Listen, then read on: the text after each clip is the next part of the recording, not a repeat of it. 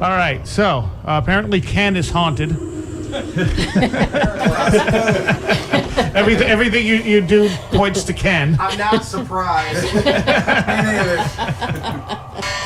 So you brought equipment here. Yes. Some of it's older equipment that a lot of people know. Now, give me your opinion on the television shows that are out there, like Ghost Hunters, Ghost Adventures, Paranormal State. What do you think of these? Paranormal State, I think they're good. A lot of people don't. Some of the shows they've done, the problem is they're getting paid to produce evidence. Yes. And they're getting paid That puts to pressure on Get a you. little closer to that mic. they're getting paid to put evidence out there. I think it's a little bit more pressure on these groups to actually yeah, produce yeah. evidence, and I think it's different from what we do because we don't get paid or anything. But And even though some of them say, well, we don't get paid for this, they want to keep their show on the air because that's revenue for them. exactly, that's big money. Some guys, like I said, they rely on EMF meters. In Paranormal State, they use mediums and a combination of both, which is I like that too. But some rely so much.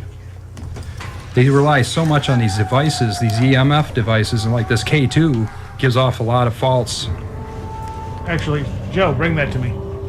Exactly. No. We do get a lot of equipment malfunctions, so we're kind of used to that. Like this thing's going crazy right here. Now, what's that?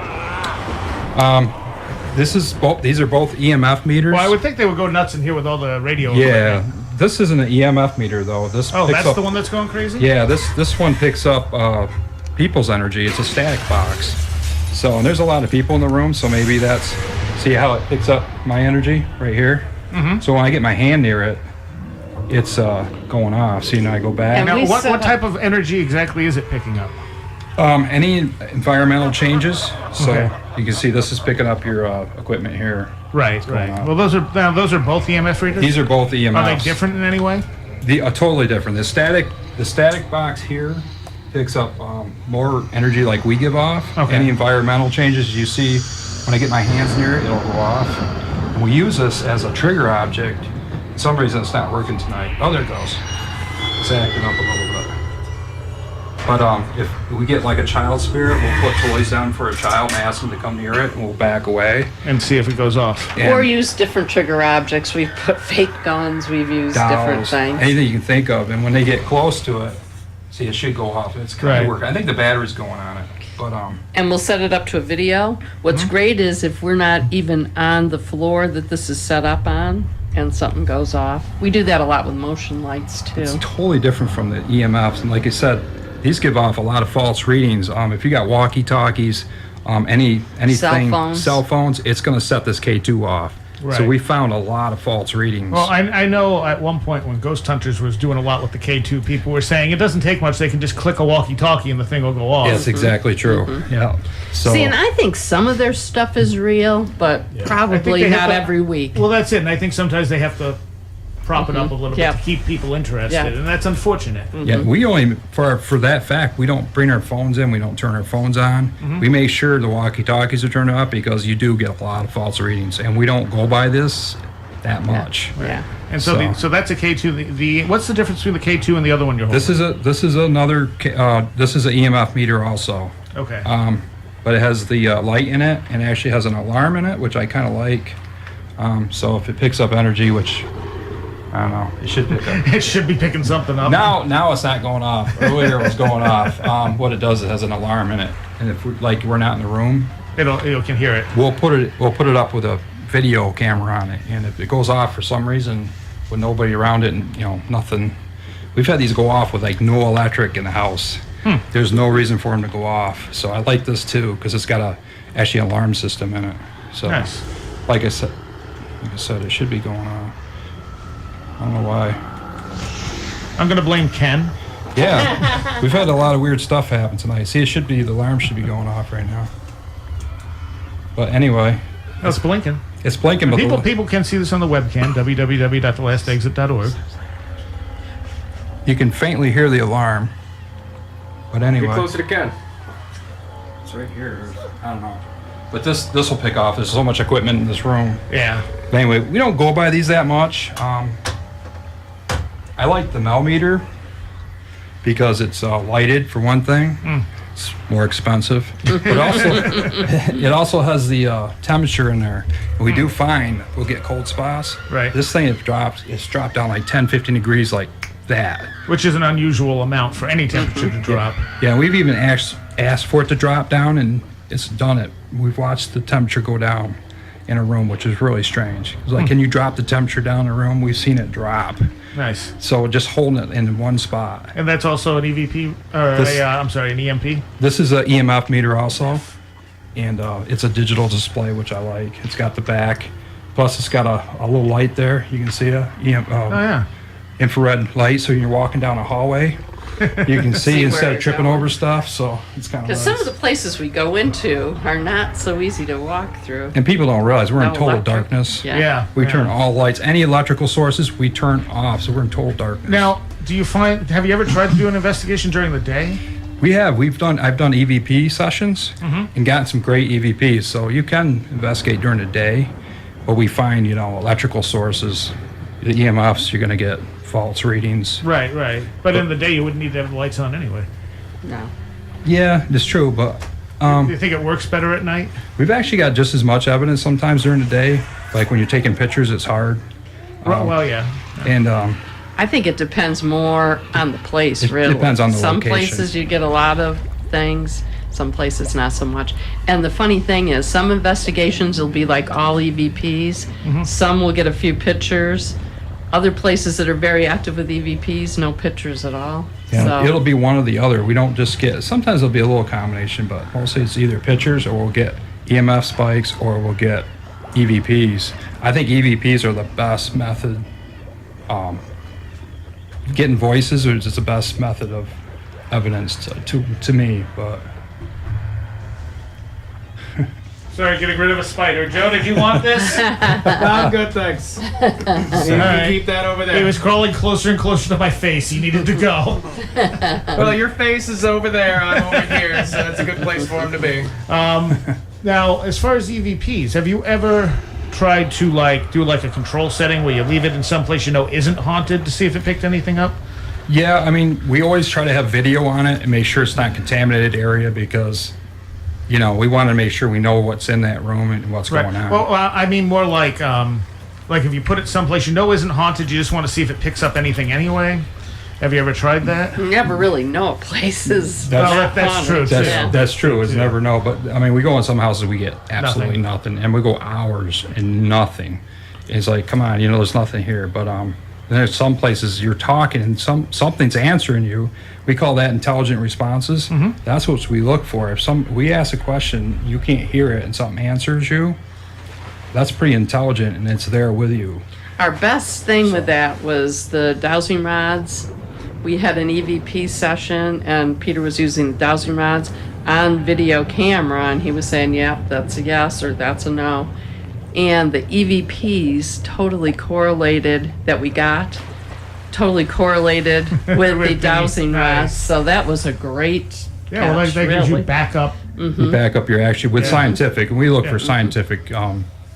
Now, what do you say to people who say, well, you can't be scientific with ghosts, it's just nonsense, If you get something talking and it's responding to you, and a lot of times like that, in that case, it was a young girl that passed.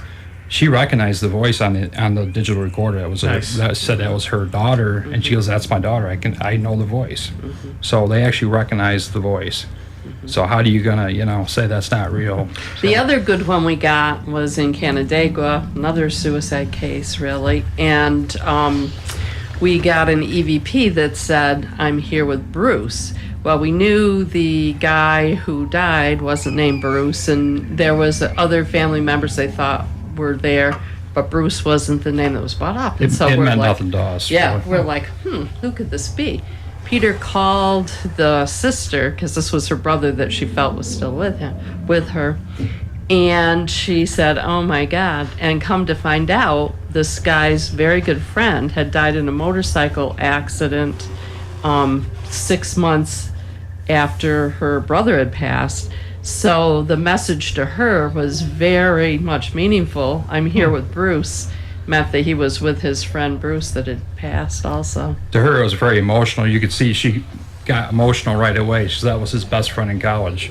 Nice. that would make sense. He would be hanging out. If you went to the other side, Right, right. I'm here with Bruce. Like that was his best friend, and I didn't know. It didn't mean anything to me until Till she said explained that. it. Right. So Well, Funny- you're on WVBR FM Ithaca. Okay, go on. I was just going to say the funny thing is when we first got into this, we were all for the scientific part and such. But in the meantime, as a nurse, I like to feel this way. We have helped people, and they are so grateful for that.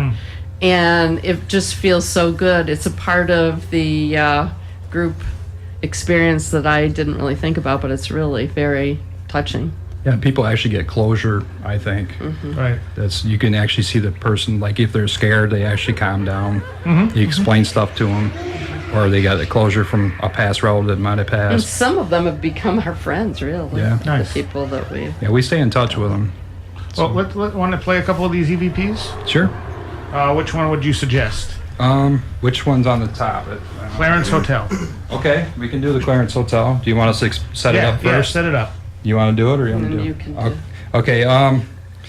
A lot of the hotel staff had experiences, and one of the experiences was they had wine bottles being smashed against the wall down in the basement.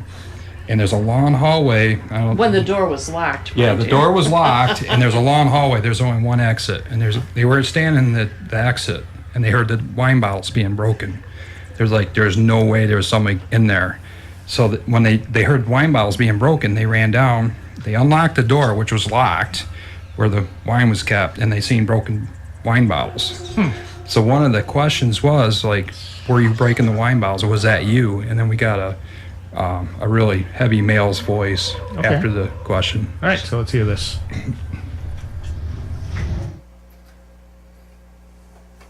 Is there a wine that you don't like? Is that why you break it?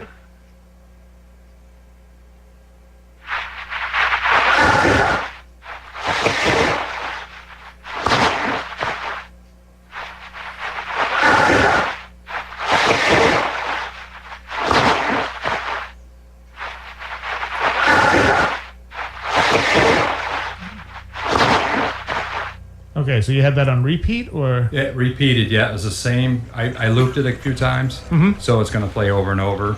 It was and you the didn't same. hear anything when you asked the No. question. Absolute Not at quiet. all. But we did back it up. We got EMF hit as almost just at the same time. It Nice. was really quick and it was gone, and then we got that. So it was right down by where the wine bottles were being broken.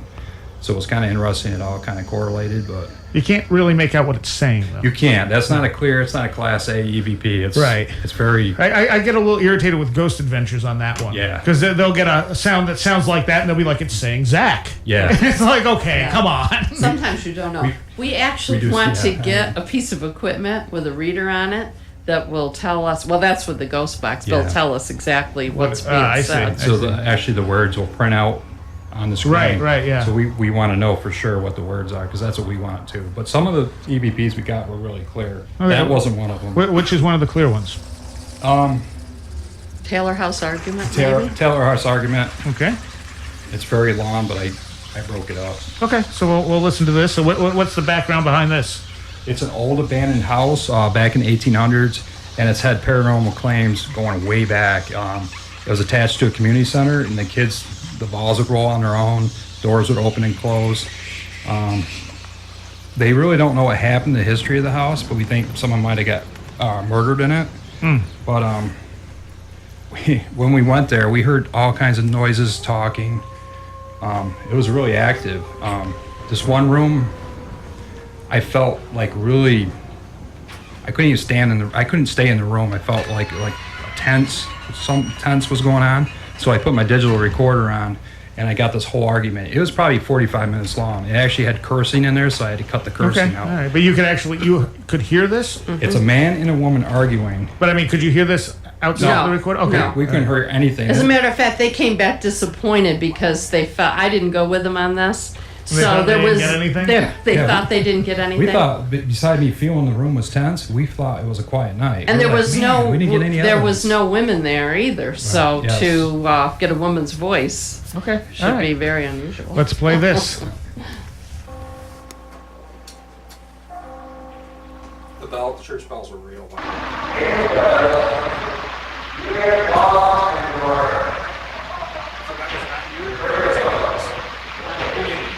This is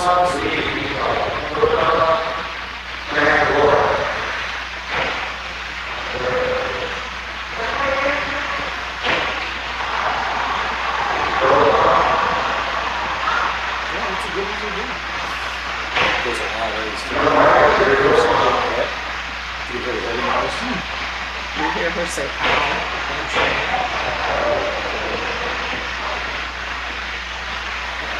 45 minutes of this? It's a lot. That's the woman who said.